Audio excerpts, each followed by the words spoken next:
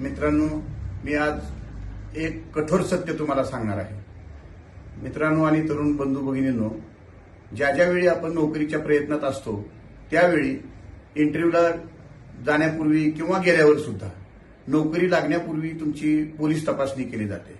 पोलिसांकडून अहवाल मागितला जातो. एकदा का तुमच्या विरुद्ध कुठला गुन्हा दाखल आहे असं समजलं तर नोकरी गेलीच म्हणून समजा.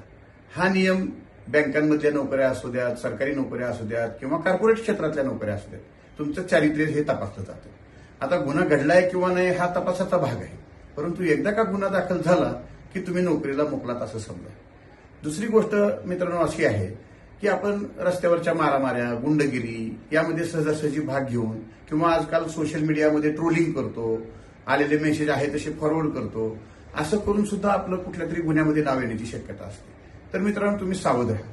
आणि एक वेळ माझी सर्वांना अशी विनंती आहे की महाराष्ट्रामधल्या जेल जे आहेत, त्या जेलच्या बाहेर जाऊन त्या आतमध्ये असलेले जे आरोपी असतात त्यांच्या नातेवाईकांचे, त्यांच्या भाऊबंधांचे, त्यांच्या मित्रांचे हाल बघा. कोण येत नाही भेटायला.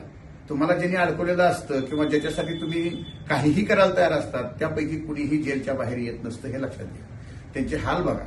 त्यांच्या चेहऱ्यावरचे अश्रू, तुमचे बंधू वगैरे जे तुम्हाला भेटायला जे जेलमध्ये आलेले असतात त्यांचा झालेला अपमान, समाजाने टाकलेला बहिष्कार, ह्या सर्वांना त्यांना तोंड द्यावं लागतं. म्हणून मित्रांनो, सावध राहा.